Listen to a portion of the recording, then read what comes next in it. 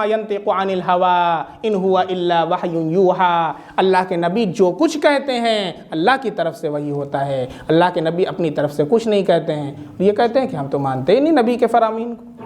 जब तुम नबी की बात नहीं मानते तो कुरान को कहाँ मानते हो? अब कुरान का कोई एक हर्फ का इनकार कर दे तो उसका इस्लाम रुखसत हो गया, इसका इस्लामी रुखसत हो गया। तो नमाज तो बाद में, पहले इस्लाम है, पहले अपना इस्लाम सही कीजिए आप। तो ऐसे लोगों से नमाज रोज़े की बात नहीं करनी है। ये लोग बहुत अच्छा अपने ऊपर टाइटल लगाते हैं अहले कुरान का। इसको रिकॉर्ड कीजिए और शेयर कीजिए इन लोगों। टाइटल क्या लगाते हैं? अहले कुरान का। जितने भी, एक नुक्ता आप जहन में रखें, जितने भी बातिल फिरके इस दुनिया के अंदर वजूद में आए हैं उनका टाइटल बहुत उम्दा होता है। और चीज़ और भी सुनिए कि जितनी ख़राब चीज़ें और जितनी डुप्लीकेट चीज़ें मार्केट में आती हैं वो भी टाइटल बहुत अच्छा लगाती हैं। ऐसा टाइटल होगा, और ख़ुद मेरे साथ हुआ। अब यहाँ पर फराज भाई आए नहीं तो बताते। आज से 2 साल पहले मैं पढ़ करके आया था, तो YouTube मैंने ओपन किया और उसके ऊपर लिख करके आया, मेरे पास मोबाइल नहीं था, ये मोबाइल भी एक साहब ने हदिया दिया, तो छोटा सा मोबाइल, अब ज़रूरत पड़ती थी तो उस पर लिख करके आया 2,999 का 6 GB का मोबाइल। और उसके अंदर जब मैं गया उसको ओपन किया तो उसकी वेबसाइट पर देखा तो बहुत अच्छे अच्छे उसके अंदर कमेंट्स, क्या this very very good mobile, very good product. अच्छा, मैंने गलती ये कि मैंने बुक भी कर दिया उसको, ऑनलाइन पेमेंट भी कर दिया। अभी किसी को देखना तो मोबाइल रखा हुआ है मेरे पास, वो देख सकता है। और फराज भाई होते तो बताते, उन्होंने देखा भी है, और जुनैद भाई ने भी देखा, देखिए बैठे हुए। ओपन तक नहीं हुआ आज तक वो मोबाइल, ओपन नहीं हुआ, लेकिन टाइटल इतना अच्छा था कि मैं आपको क्या बताऊं। और जैसे ही बुक किया फ़ौरन फ़ोन आया, हेलो सर, क्या बात है भाई, बड़ी उम्दा गुफ्तगू, नर्म नसीली। उसके बाद जब पेमेंट कर दिया तो फ़ोन लगा रहा हूँ तो फ़ोन ही नहीं लग रहा है। उसके बाद जब ओपन नहीं हो रहा तो मैं परेशान कि भाई क्या बात है। तो जब फराज भाई को बुलाया, ये देखिए, कहने लगे ये तो ओपन ही नहीं हो सकता कभी। हमने कहा तो फ़ोन लगाइए भाई, फ़ोन से बात कीजिए। फ़ोन लगा रहे, जब वो फ़ोन लगाए तो उनको बता रहा है this number is not in your contact list, contact list ही में नहीं है। उसको उड़ा दिया, पता नहीं क्या क्या उस पर बोलना। आज तक वो मोबाइल रखा हुआ है, अब मैं तो परेशान।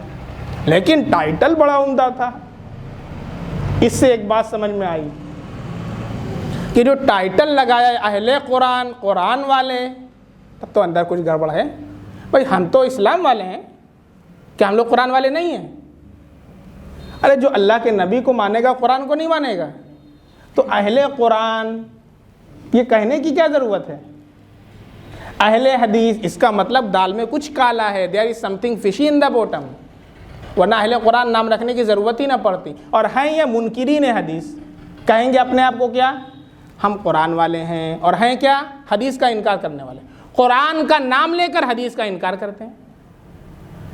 मेरा एक सवाल है, पूरी दुनिया के मुनकिरीन हदीस अहले कुरान से, और दम है तो जवाब दे करके दिखा दें। 2 रकात नमाज जो तुम पढ़ते हो ना, 2 रकात, तो कहते हो फजर ऐशा की 2 है नमाज, 2 एक्सेप्ट करते हो ना, यू एक्सेप्ट देयर आर 2 सलाह एंड 1 फ्राइडे सलाह, 3 सलाह, ओके। प्लीज प्रूव दैट 2 रकात सलाह from Quran, only 2 rakah. How to perform from Quran? If you believe that all things are mentioned in Quran only, please prove that only 2 rakahs from all is its perspective from Quran. Qiyam, ruku, sajda, tashahud, salam, all the ways to perform 2 rakah salah from Quran. My open challenge to all munkireen hadith and ahle Quran of the world. If you have ability, you have power, please come and prove and reference any ayah, any verse from the Quran. 2 रकात नमाज कैसे पढ़ना है? तो 2 रकात पढ़ना है ना आपको। अल्लाहु अकबर पहले ऐसे कह के जो हाथ बांधते हैं, कुरान से आप बताइए कहाँ है। उसके बाद जो रुकू करते हैं, तो रुकू के माना क्या आता है? रुकू के माना ऐसे ही थोड़े ना, रुकू के माना झुकना। तो ये कहाँ लिखा हो रुकू के माना ऐसे झुकना? कोई ऐसे झुक ले ऐसे, इसको भी रुकू कहेंगे भाई? रुकू के माना झुकना, कहीं नहीं लिखा हो रुकू के माना ऐसे झुकना। ऐसे झुकना है ये बनाया मेरे नबी ने। जब नबी की नहीं मानोगे तो रुकू कैसे करोगे? कुरान से बताओ ना। बात समझ में आ रही है? मर जाएंगे लेकिन 2 रकात साबित नहीं कर सकते कुरान से। तो इसलिए पहली बात, इन लोगों से उलझना ही नहीं है। इस तरह नमाज, रोज़ा, कुरान, सबसे पहले आपका इस्लाम। और इनका बानी कौन है? मैंने वीडियो बनाई, उसके अंदर बता दिया है, परवेज नाम था। और ऐसे लोग जो होते हैं उनको अल्लाह बहुत दिमाग रहता है, शैतान तभी घुसता है। तो बड़ा पढ़ा लिखा था, उसने कुरान की तफसीर लिखी है पूरी, परवेज। और एक पूरा मैगजीन निकालता था लाहौर से, उसने इस फ़िरक़े की बुनियाद डाली और ये एक कॉन्सेप्ट ईजाद किया कि हदीस कुछ नहीं है, बस असल कुरान है। और जितनी अल्लाह के नबी सल्लल्लाहु अलैहि वसल्लम की अहादीस हैं, सब के ऊपर उसने पानी फेर दिया। अब बहुत बड़ी जमात पूरी दुनिया के अंदर उनको फॉलो करने वाली, और आपके जौनपुर के अंदर भी अब पैदा हो गई है। अब अगर कोई आए और सवाल करे तो सबसे पहली बात उसको पकड़ के यहाँ लेकर के आइए।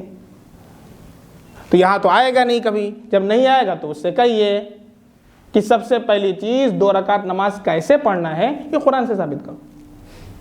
रुकू जो आगे करते हो ना, ये आगे करना ये कुरान में कहाँ लिखा हुआ? कुरान में बताओ।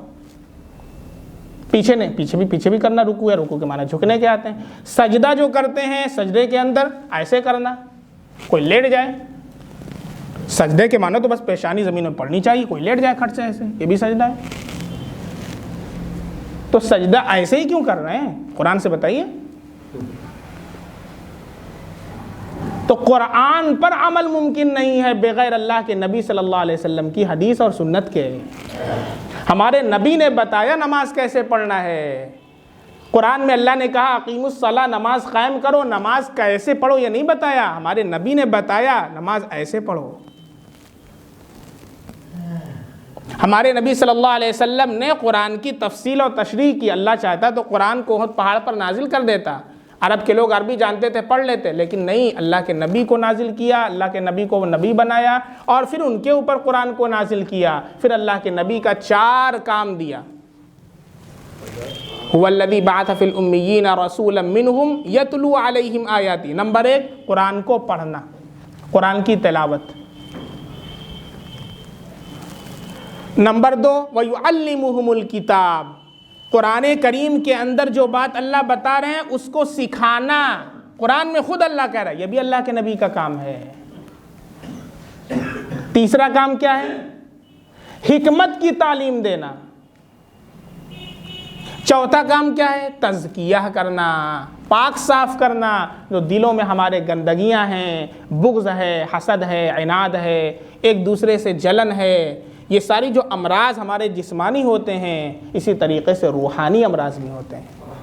जिस्मानी अमराज के लिए तो हम डॉक्टर से कंसल्ट करते हैं, रूहानी अमराज के लिए कोई फ़िक्र नहीं, कोई केयर नहीं करते। तो इसकी वजह से जब रूहानी अमराज की फ़िक्र नहीं करते तो हमारा दिल बिल्कुल स्याह हो जाता है। और जब दिल स्याह हो जाता है तो फिर हक़ बात असर नहीं करती, नमाज में दिल नहीं लगता, तिलावत में मज़ा नहीं आता, दीन की बात सुनने में लुत्फ़ नहीं मिलता। हमारा दिल सिर्फ दुनियावी चीज़ों के अंदर चलता है, जहाँ पर ऐसी चीज़ें हैं जो जुल्मत ही जुल्मत, तारीकी ही तारीकी है। इसलिए दिल को साफ़ करने वाली चीज़ अल्लाह का ज़िक्र है। क्या है? अल्लाह के नबी का इरशाद है हदीस पाक के अंदर, हर चीज़ को साफ़ करने वाली कोई चीज़ होती है। कपड़ा गंदा हो जाए तो साबुन से साफ़ किया जाता है, कोई भी चीज़ गंदी हो जाए, लोहा तो लोहे को भट्टी में डाल देते हैं, उसका जंग दूर हो जाता है। दिल पर जंग लग जाता है, उसको साफ़ करने वाली चीज़ अल्लाह का ज़िक्र है। ज़िक्र की आदत डालें, ज़्यादा नहीं, अगर हम सुबह और शाम की 3 तस्बीहात मुकर्रर कर लें, अल्लाह का जिक्र किया करें, दुरूद शरीफ का एहतमाम किया करें और इस्तिग़फ़ार की कसरत किया करें, तो इससे अल्लाह रब्बुल इज़्ज़त हमारे दिलों को साफ़ और पाक फरमाएंगे इंशाअल्लाह।